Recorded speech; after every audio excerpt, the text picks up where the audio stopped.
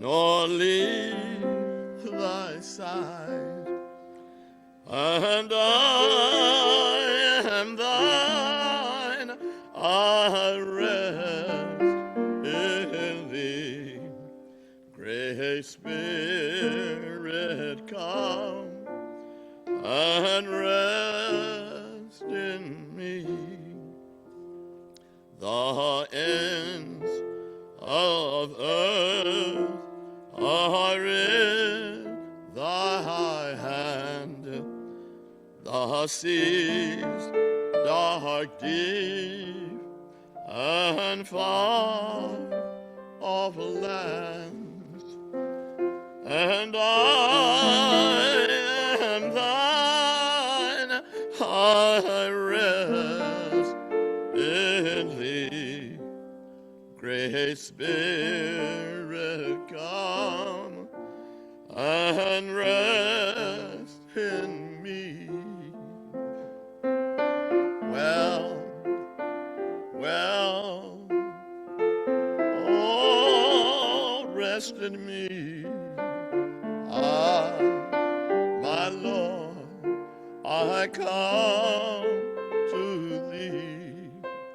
If I have a stray far, thy hands beckon back. Great Spirit, come and rest in me.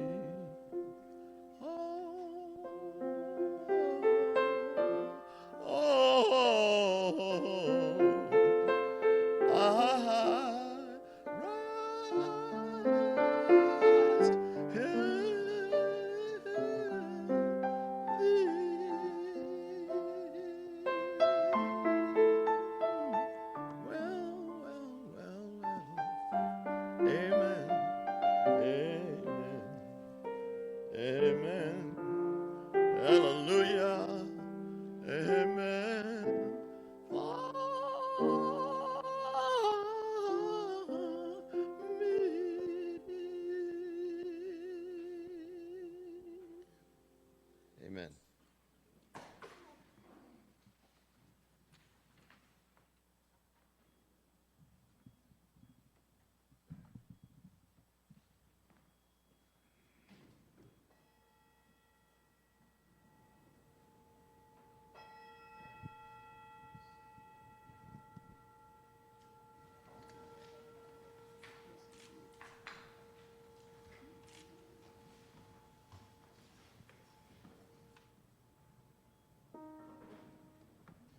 Good morning. I invite you to rise in body and spirit for our gathering song. We are singing this morning, Come, Come, Whoever You Are. And most of you know this, and we did sing it last week. Today is going to be a little different. We're going to add a new little section. The words are already fantastic, in my opinion. And the new little part, Liam and I will show you. Let's sing the part that we know first, and then we will teach you the new part. Come, come, whoever you are, wanderer, worshipper, lover of leaving, ours is no caravan of despair. Come yet again, come. Great. Now this new little part goes like this.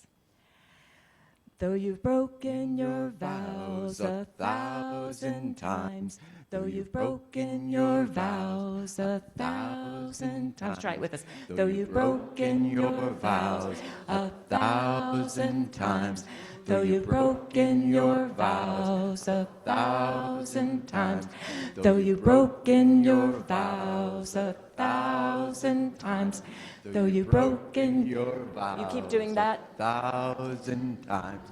Though you've broken Come, your come, vows whoever 1,000 you times. are, Though you've broken wanderer, your vows worshipper, lover 1,000 of thee. times. Though you've Ours is broken no your caravan vows of despair. 1,000 times. Though you've broken your Come vows yet again, 1,000 come. times.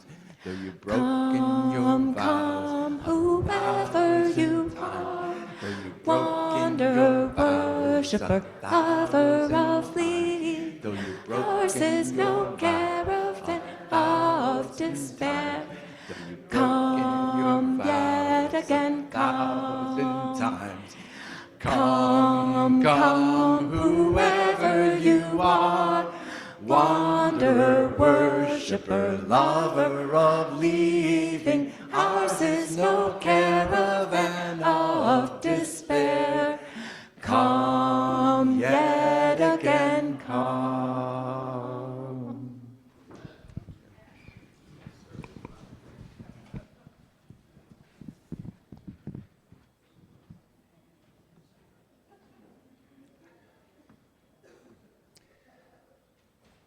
The Champlain Valley Unitarian Universalist Society acknowledges that we meet on the unceded land of the Western Abenaki people.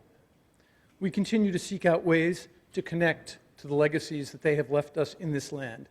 In fact, last week, one of the RE classes went up to the Missisquoi Heritage Celebration up, I think, in Swanton. I was unable to go to that, but there is an Abenaki Heritage event at the Lake Champlain Maritime Museum in a couple of weeks, which I mentioned because long ago I was there with a friend actually from Bhutan, and she was looking at the different sort of cultural practices and practical technology that they were using, including a particular way of building fires into the hillside. And she looked at that and went, "That's just the way they do it in my village." And it really struck me that this was an alive piece of her culture that used to be a part of the daily life in this area, and that now so many of us strive to recover and preserve. So we remain mindful of those who came before us on this land and what we might learn from them and how we might build living relationships with those cultures and values. One way to do that is to look carefully at the walls in the fellowship hall, where there is an art hanging called Nebizun, Water is Life, which goes through the relationship. It was put together by Eloise Bell with the Vermont Abenaki Artists Association, and it goes through sort of the relationship of the Abenaki with water. So welcome. My name is Jordan Young. I prefer they, them pronouns, and I'm the worship associate facilitating today's worship service with our co-interim minister, the Reverend Tricia Hart. It's kind of bittersweet because I love collaborating with Reverend Trish, and this is the last service that she'll be leading solo for us. Now, in a couple of weeks, we're going to have an opportunity to celebrate Reverend Trish and Reverend Christina Solari, our other co-interim minister, so I will curb my desire to wax eloquent about how incredibly fulfilling it has been to collaborate with her, but I'm looking forward to being able to do that in 2 weeks. I just didn't want this last solo effort to go unrecognized. So, welcome to you who are visiting, welcome to you who are here for the first time. A couple of practical details. Hearing assistance devices are available back from the tech team in the back corner of the sanctuary, if that would be helpful. fellowship hour, which I find is really an important part of CVUS life, is in the fellowship hall downstairs after the service, recognizing that for some of us who have our introverted moments, that can be kind of a challenge. But if you go and grab a cup of coffee and sit at a table, you'll either have some quiet time to yourself, or more likely someone will show up and ask you a question, and it'll go on from there.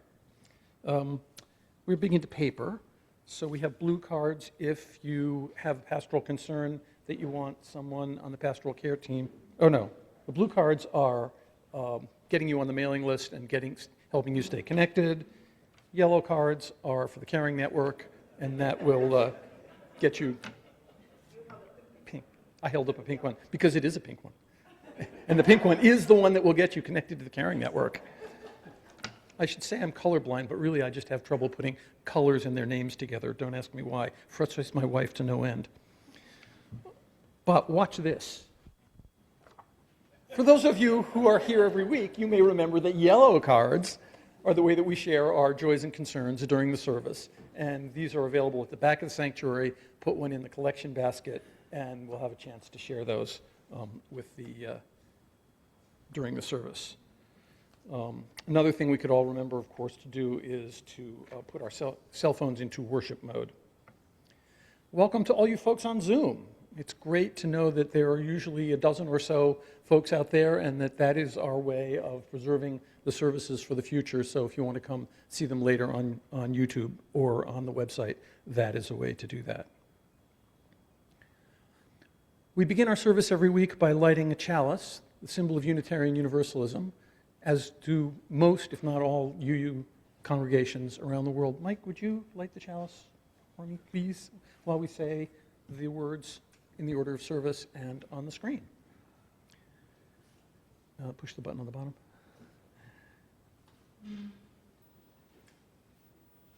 We light our chalice in the spirit of values that we share. We celebrate that we are all sacred beings, diverse in culture, experience, and theology. We work to be a diverse, multicultural, beloved community where all thrive. May this flame serve as a symbol of our commitment to transform and grow spiritually and ethically.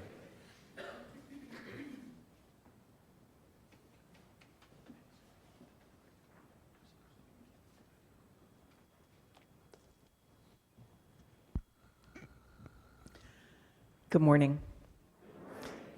I am the Reverend Tricia Hart, and the pronouns I use are she, her, hers, most of the time. The call to worship this morning is from the work of Valerie Kaur. Some of you may have heard of her. She is a Sikh activist, S-I-K-H. She's a peace activist. She has written a number of books, including one called See No Stranger. This little reading is from a piece that she wrote in which she explains how to breathe as a practice of revolutionary love. Opening our senses to the earth, she writes, we find breath. Amid daily news and all the invisible battles we fight each day, there is still wonder all around us. Look around you. What is the most beautiful thing you can see? A tree out the window? A plant on the windowsill? A child? A crease in your palm that reminds you of your grandmother's hands? Notice what happens when you breathe this in. Breathing is the practice of noticing your breath and letting it deepen. Also, the act of slowing down to care for our bodies, minds, and spirits. I do not believe, she writes, I do not believe self-care is an accurate term for what we need. When the world tries to choke our breath, it can feel like another violation to hear, just practice self-care. Thank you, whoever did that. Yeah, just practice self-care. We need community care. We need institutions and networks of relationships that work to meet our needs. Breathing in community is how we last. And you deserve to last. We have some very special music and musicians today, starting right now.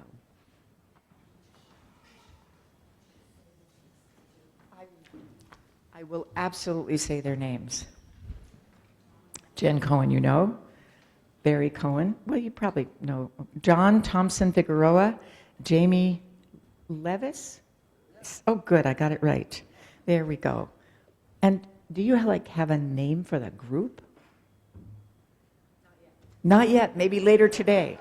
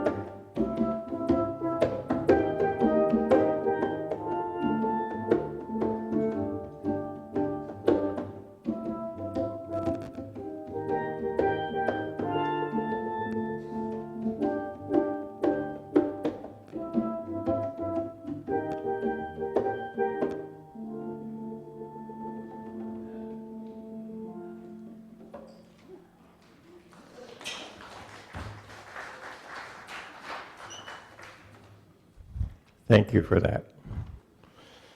I'm Mike Greenwood, he, him, and I'm one of the facilitators of the Welcome Team. As a faith community, we welcome all who come, from those who have walked through the door for the very first time today, to those who have found a home here many years ago. When new people sign the membership book, they become full voting members of this congregation. In our Unitarian Universalist tradition, each congregation's membership has a great responsibility of charting its future and making big decisions, like voting on the annual budget, approving new projects, changing the bylaws, and calling a new minister. Today we recognize and celebrate 20 people who have chosen to become signed members of this congregation during this congregational year.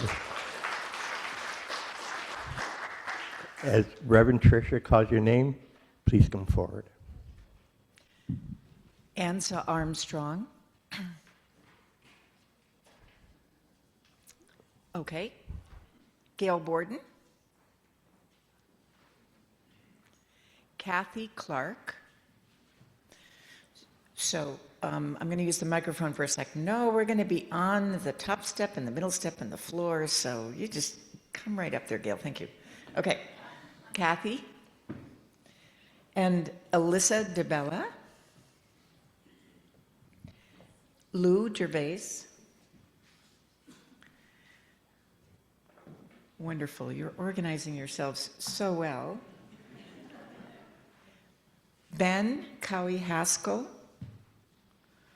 So, sorry, no discrimination, Ben, but why don't you stand on the floor? Bob Heffernan.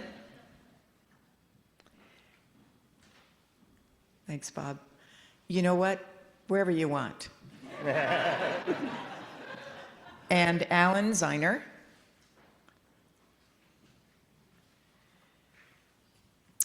Peter Johnson.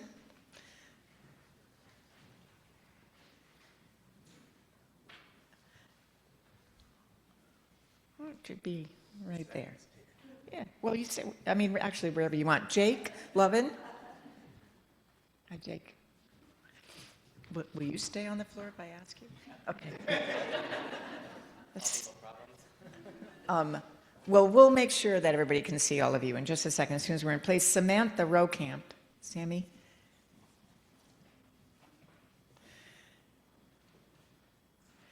Linda Seward. And Paul Seward.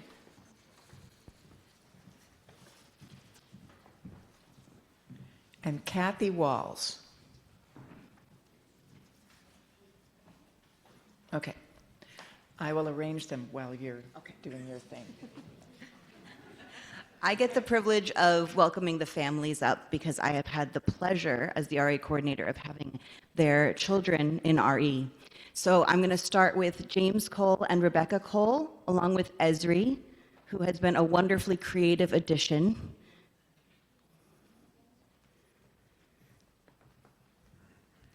And then we have Melissa Hyatt, Ian Hyatt, with Noah and David, who are so bright and budding mathematicians.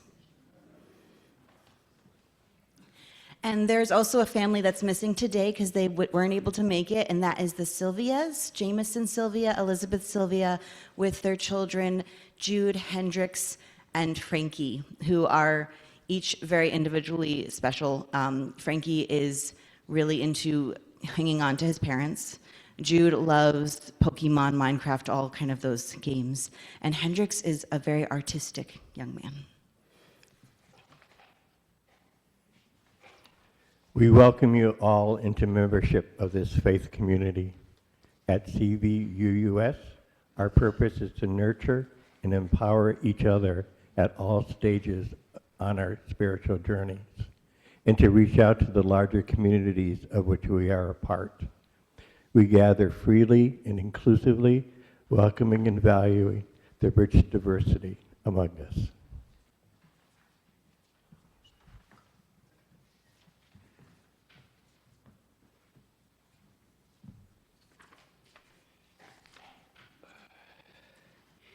Thank you for being here and for choosing to become a member of Cvuus. It takes faith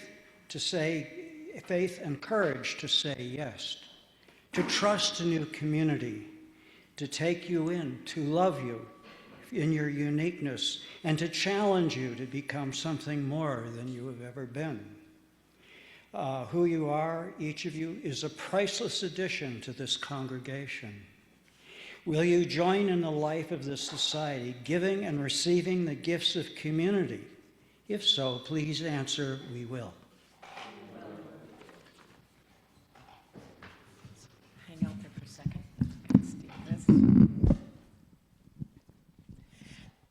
That was Lynn Rice, who is the Vice President of the Board of Trustees. Thank you, Lynn, for filling in for Brett. So, talking to you all for just a second, as a member of the community, which you now are, your work is to know and to let yourself be known by these, your fellow members, to minister to one another, to love and be loved by this congregation. In difficult times, you can reach out to one another, since all here commit to respond with love and support. Members of this congregation challenge and nurture one another in speaking truth, in acting with compassion, in loving without prejudice, and in living with integrity. So, all of you other wonderful people, thank you for being here too. When people join this or any other congregation, they are joining a community of people. Not, how could I have lost this particular line? They are not joining because of a particular minister or a building or even a mission or vision, no matter how wonderful and exciting it is.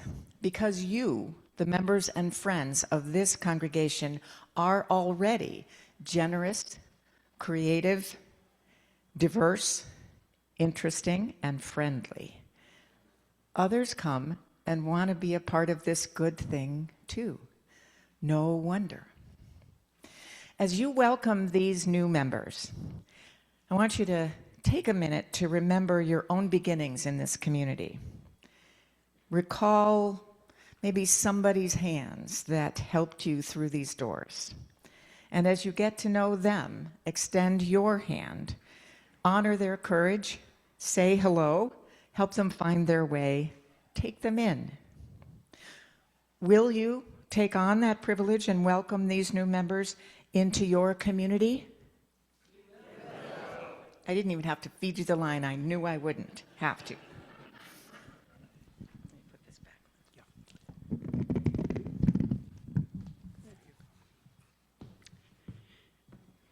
As president of this vice president of this congregation, I welcome you on behalf of all CVUS members, past, present, and future. May we be worthy of your trust. Will the members of this congregation please rise in spirit or body as we say together the welcome of the new members? And you can see that either in your order of service or on the screen. We welcome you into membership of this Champlain Valley Universalist Society. Thank you for joining our community. Thank you. We grow stronger as a congregation.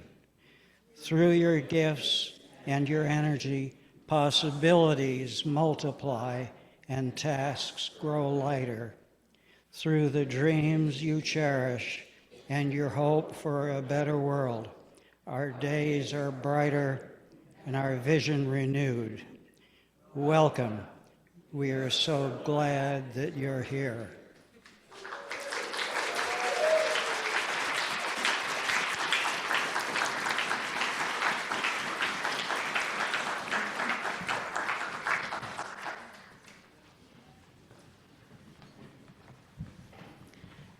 So as all of our new members join you out there, the existing members, we can now sing out the children. So you're welcome to rise in body or spirit as it feels good to you and sing as the children come with me to Funhouse.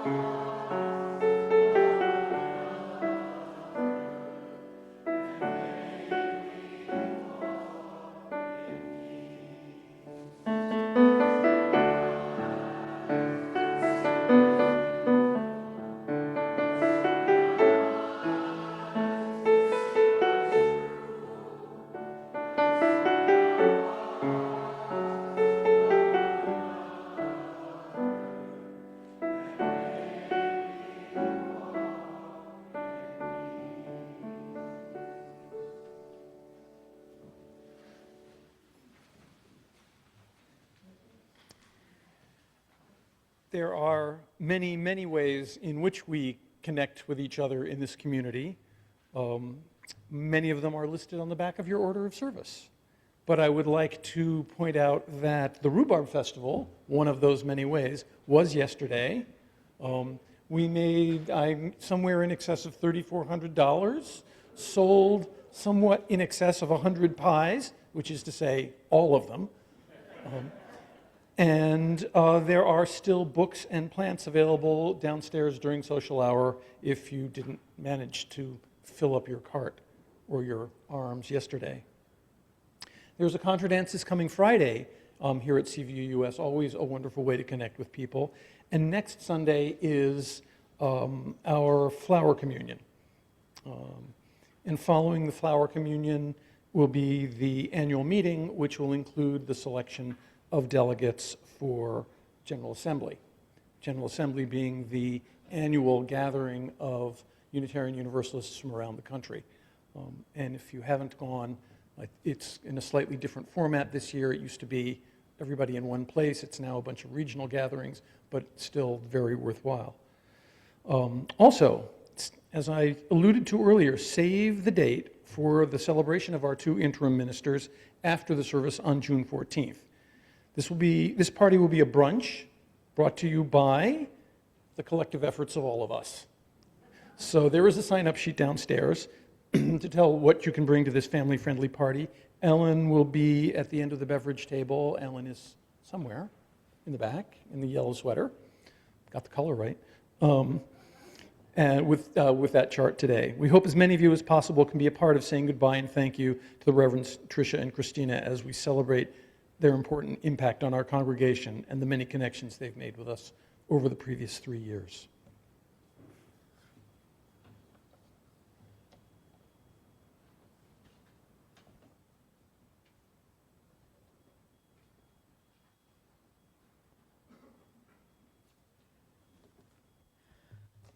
Thank you, Jordan. That is actually the very first thing that I've heard about something happening after the service on June 14th, because your board and other leaders are super good at keeping secrets. So I do hope you can be here. It would be wonderful. Oh, and just a small thing. So if people, like maybe me, need to look again at the books or the plants and take some home with me, am I allowed to still pay for them? The answer is yes. And nobody's going to follow you out if you don't.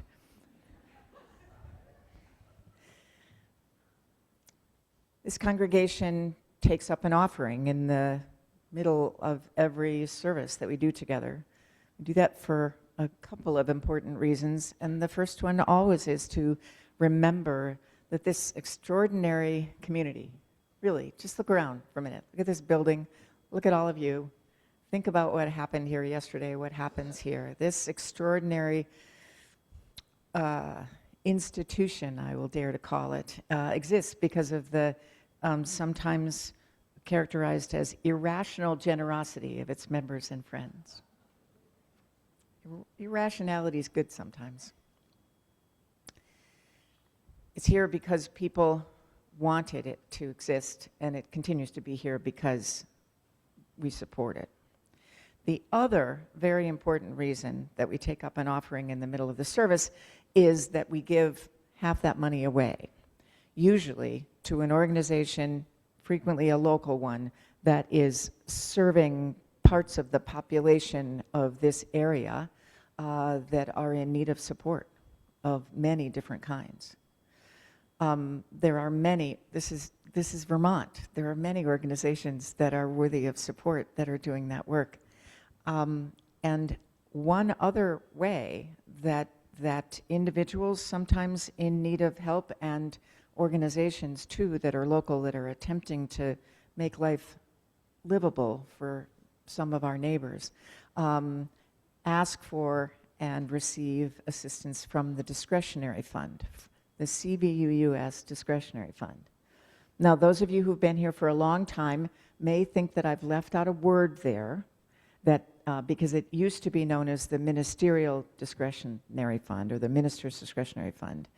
And for a variety of reasons, and partially because I've been real pushy about this, the ministers don't control that fund exclusively anymore. It doesn't mean that if someone needs help and lets us know, it doesn't mean that they won't get support from the discretionary fund. But there are other people and sometimes organizations that know first about somebody who needs help. Laura, in particular, answers the phone, hears from people who are at risk of not eating or not being able to put gas in their car or pay the rent or the utility bills without some assistance. And so the discretionary fund is becoming, and has become, one other source to help with those folks. And that fund is entirely funded by all of you, because when we take up a collection for that several times a year, Christmas Eve, but also when there's a fifth Sunday most of the time. This is the fifth Sunday? This must be a fifth Sunday. It's the 31st, so it probably is. Yes. So your support this morning will help the discretionary fund head into the summer, quieter months well-funded. And that makes an extraordinary difference. Your generosity makes an extraordinary difference. This morning's offering will now be most gratefully received.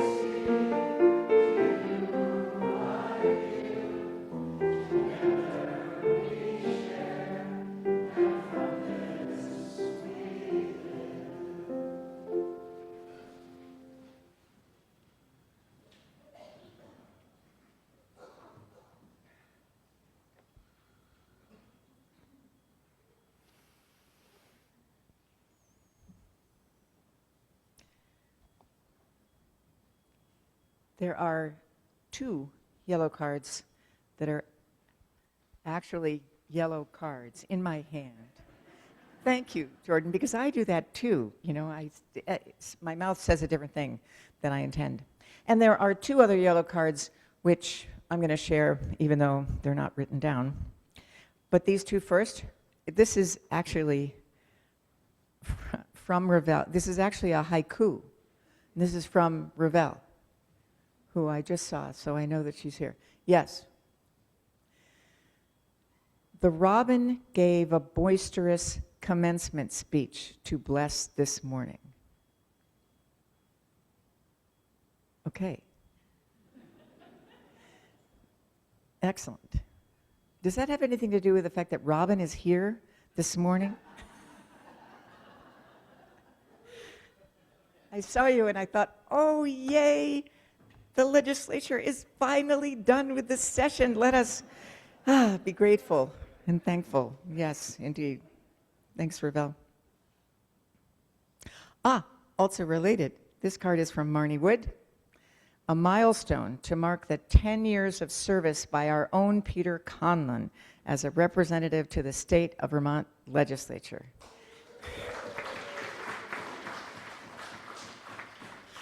And there's some particular committee he's been working with that is a little challenging, I know. Thank you, Peter. All of your hard work and the balanced energy it took, we are ever grateful, Peter. Oh, Marnie has a second one. Okay. Kudos to all who worked for the success of the Rhubarb Festival. Indeed, indeed. Thank you so much. I want to, I haven't yet, so I want to thank the welcoming team, and especially Mike Greenfield. Did you go sit down somewhere? There he is. Because that beautiful piece of paper you have in your hand today with the beautiful color pictures of 20 people and the little blurbs of who they are, that was a project of the welcoming team and also of Laura, who made it happen with very short notice. And of course, it was wonderful to get those little blurbs from people. And the welcoming team just keeps finding ways to make sure that this community knows each other and has ways of interacting. And so they're so excited about that. There will be more of, eventually, maybe not too long, but there will be pictures and little blurbs written by each of you members but we're going to do it, I think, it won't be me, it will be you. Doing this in groups, like maybe the choir could do a choir directory, maybe the welcoming team could, maybe the worship team. We're trying to decide how best to do that. But I'm incredibly grateful for all the work that they've done, not just to keep the membership and welcoming process going, but frankly to reinvent it, because it has been completely reinvented in the last couple of years. It's a wonderful thing.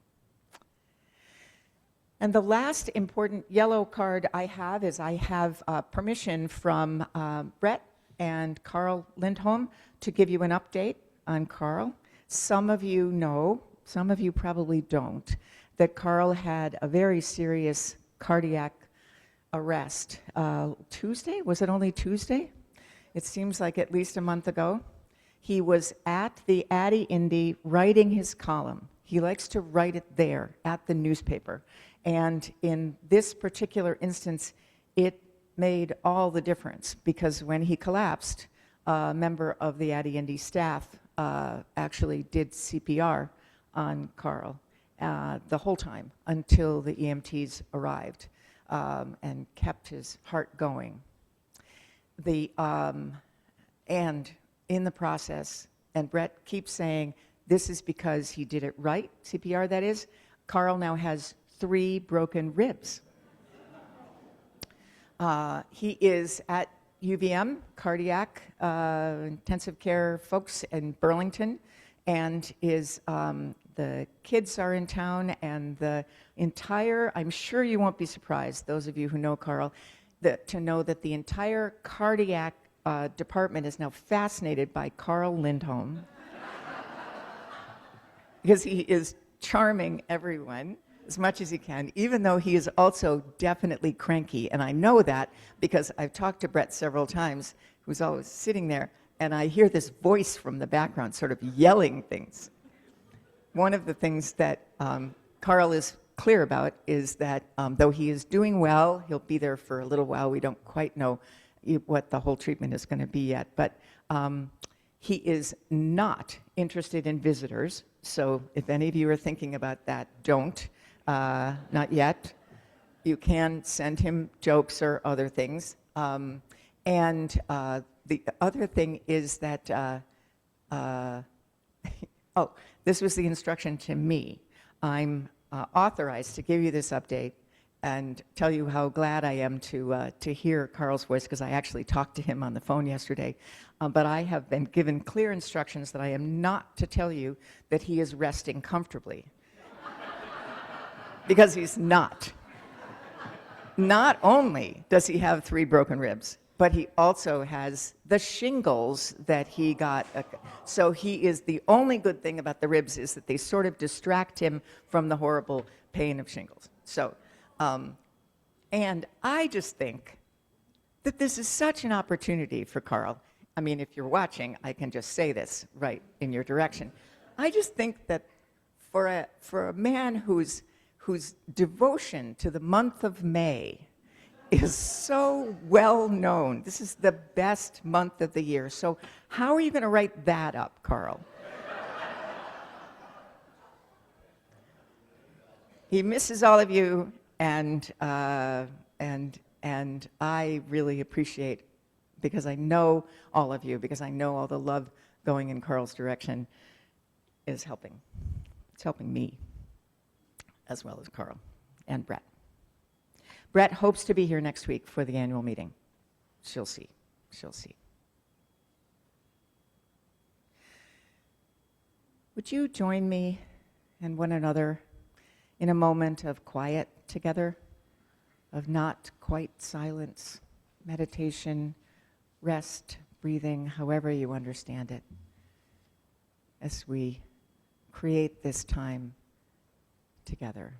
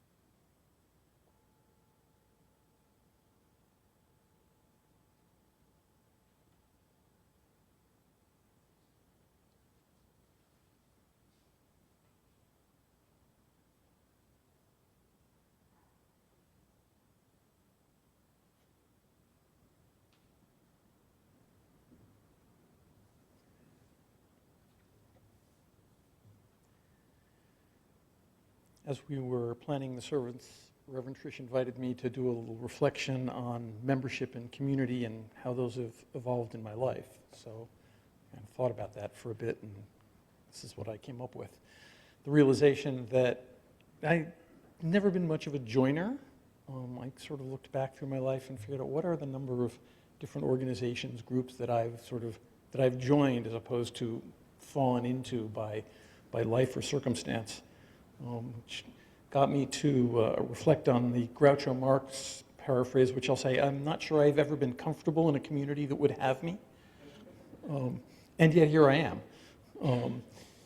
Religious affiliation does not run in my family. My grandparents on my father's side were atheists and proud of it. And my parents, even after they settled in the United States, did not find any religious affiliation. That was just not a part of their lives. So Margy and I, as young adults, when we moved to Lexington, Massachusetts, her family has a long connection with Unitarian Universalism, and we fetched up at the Unitarian Universalist Church there. In fact, we were part of a group of young people, if you can believe that, who all joined at the same time, and no prizes for trying to guess which one is me and which one is Margy.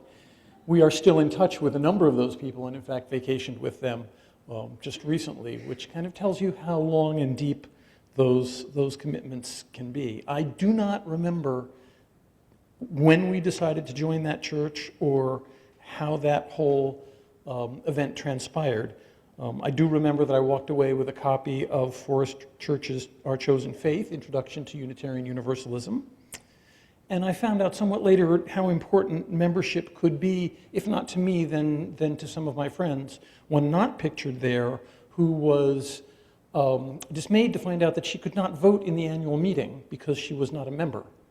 And then a bunch of us said, well, you should join, you should become a member. And she reflected on her religious heritage and realized she was unwilling, she felt that would require her to let go of some of her religious heritage and chose not to do that. So that was sort of an early reflection to me on how important membership is in ways that I hadn't thought of, in the way that it reflects identity. Years later, we came to CVU-US. We participated actively back when we were in the old building, and with our children, and not sure that it occurred to us that we actually needed to sign the book or join. We pledged, we did stuff.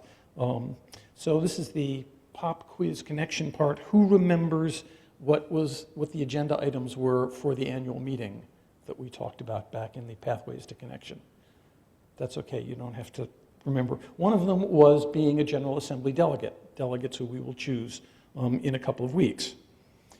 Margy was working at the Unitarian Universalist Association, so she was going to General Assembly anyway, and we realized that CVU-US at that point had not chosen any delegates. So I said, well, I can go, she's working, I could go and be a delegate. So we got all that set up, we got signed up, got the whole thing happen, and the day before we left, someone read the bylaws and said, oh, you need to be a member in order to be a delegate. So the way I joined CVU-US was Steve Meyer and I got together in the lobby of the old building late one night. I remember it being dark, I think we hadn't turned the lights on. He found the book, I signed it, thereby becoming a member, and we left the next day for General Assembly. I hope our event here today will prove more memorable to those of you who have joined today than that particular moment did for us.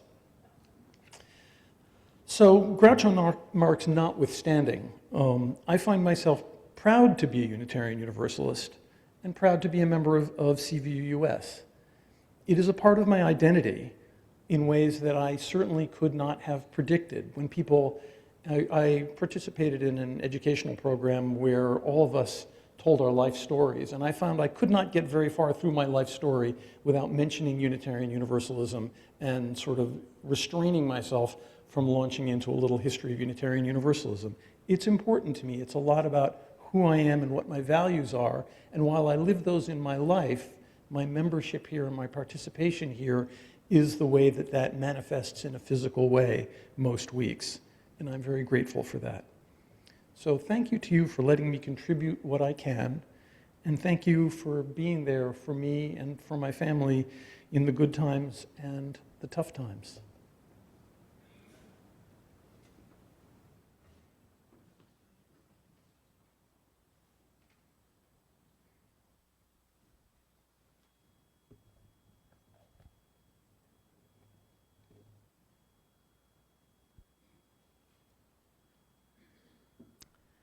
So once or twice, or maybe more, during the last 3 years that I've been here with this congregation at CVU-US, you have perhaps heard me talk about when I first became a member of a Unitarian Universalist church in Maine. Anybody remember what town it is? Yarmouth. I knew somebody would, yes. It was 40 years ago that I showed up there. My former husband and I had recently moved to Yarmouth with our 3 young children. He grew up a Unitarian and was very excited to see the first Universalist church on Main Street with green doors. It still has green doors. One Sunday, we all showed up there at the first Universalist church on Main Street. And when I talk about this, which I do frequently because I still am learning from this experience and thinking back to me and the me that showed up there, I usually say that I was quite reluctant about showing up at all. The truth is, I was completely terrified. I also say that I made up some rules that I repeated often to whoever would listen, that I was there for limited reasons, to sing in the choir and to make some friends.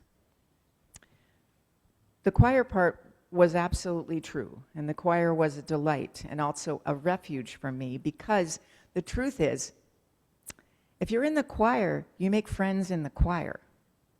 First, anyway, not necessarily in the whole congregation, and I knew nothing about making friends in a church. And this is why.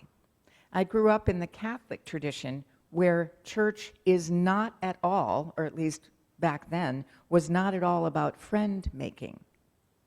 My family, my mother and my father and me and all my siblings, we always arrived right as Mass was about to start. Ideally not late, but just right as it was about to start. And we left as soon as Mass was over.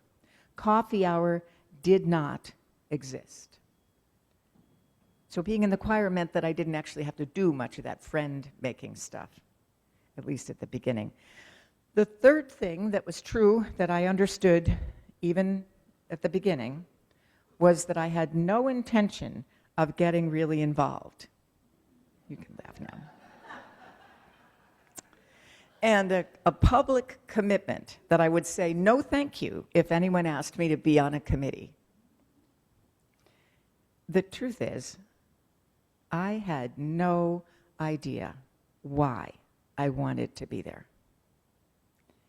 To the extent that I even allowed myself to ponder that question, why, I tended to just think about me. So what might I get out of this church thing? Because really, is it worth all the effort to get all of us there on Sundays? I told you we had 3 children. I had 3 boys who were at that point ages 6, 2.5, and 11 months.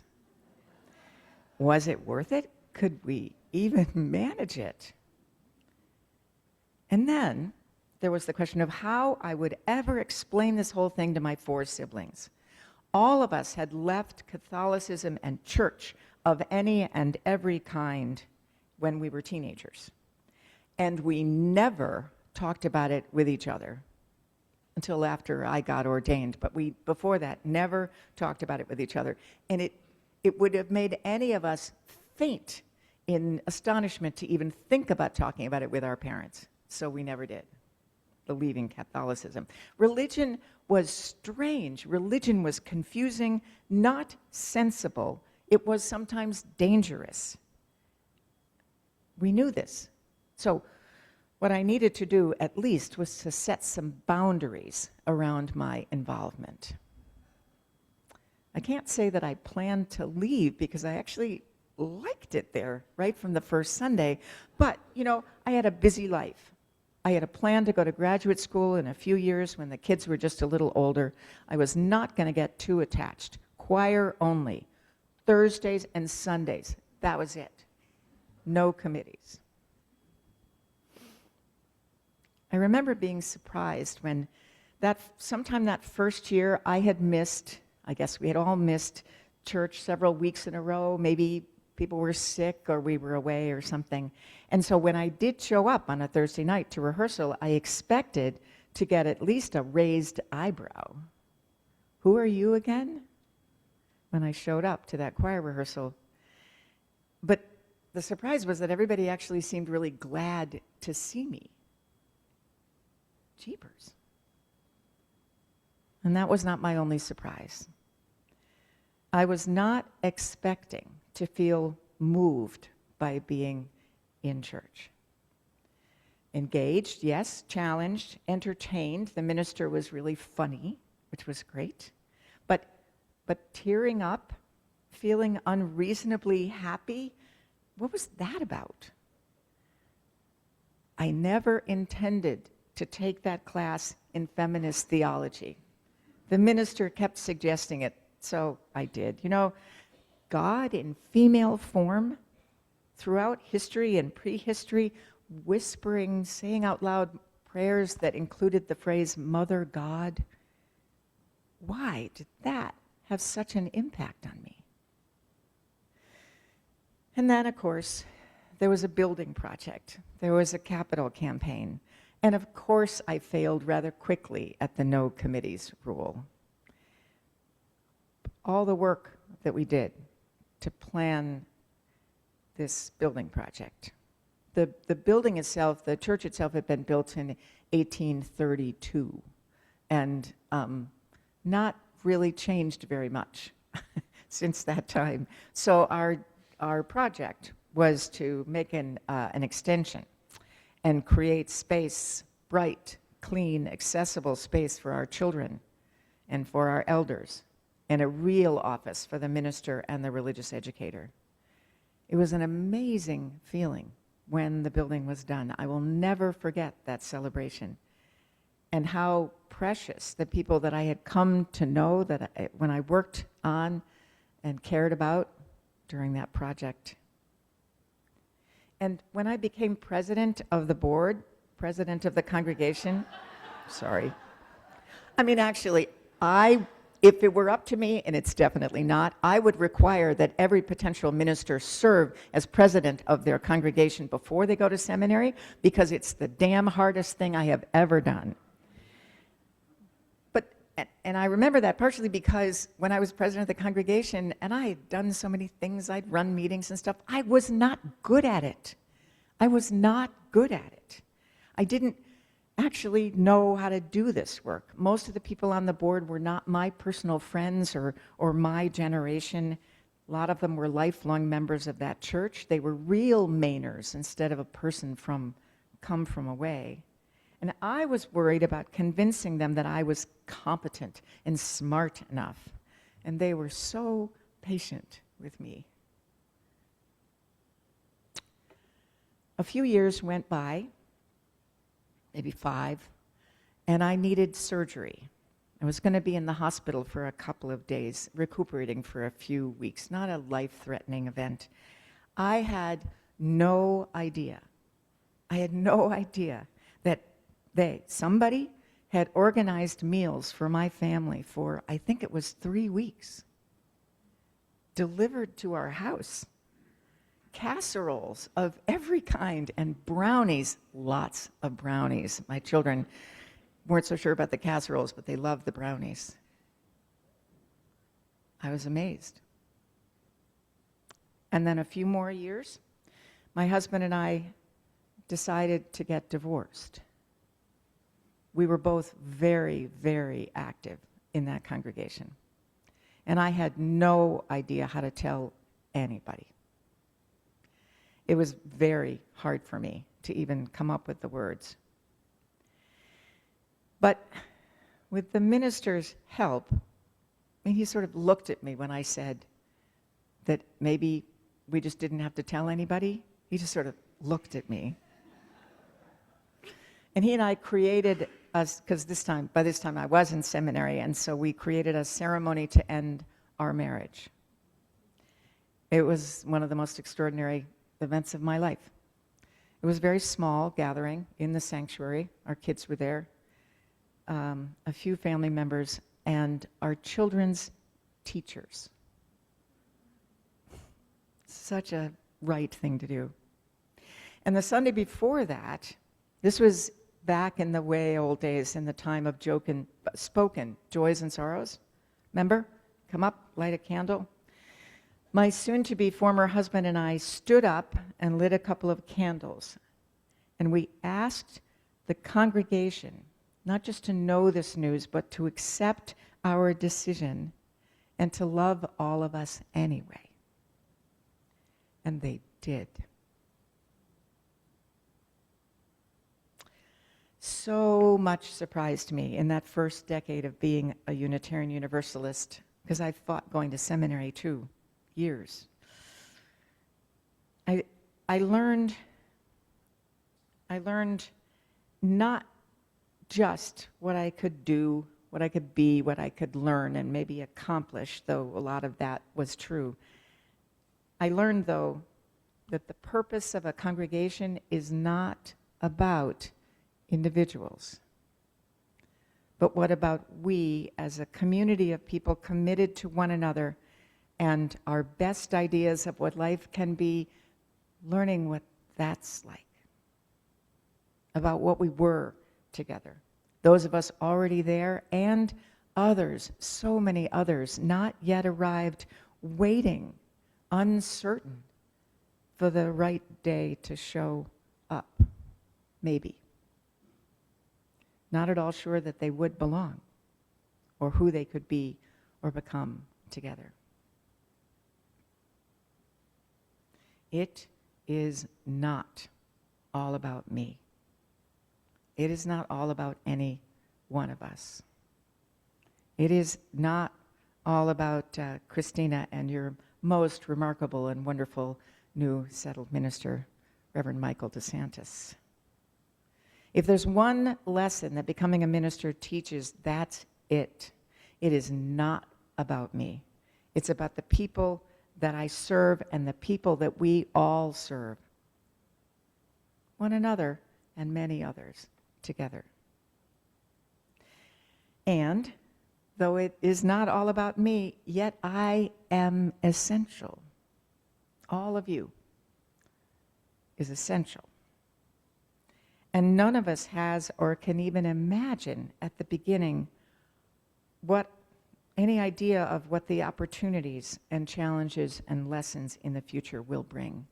I think that's why some of you know that I'm actually not a super big fan of strategic plans. It's because in my experience, it never happens that way. That doesn't mean it's not a good exercise, but it doesn't actually happen that way. It's something else, something remarkable that none of us could have predicted happens. But we don't know that at the time, and we don't know what we will do in response, and how all of that will change us, and how much all of it matters. It is, I can't even imagine here on the very edge of my retirement, trying to understand all the gifts that I have received from ministry, from Unitarian Universalism, and from the years that I've spent serving congregations. Just about 30 of them. 30 years, that is, not 30 congregations. Well, that might not actually be that far wrong, but I cannot yet grasp how blessed I am and have been. And to be here with you for part of it is a wonderful blessing too, but you'll hear more about that in a couple of weeks. Let's sing together. The song is number 311, if you have your gray hymnals.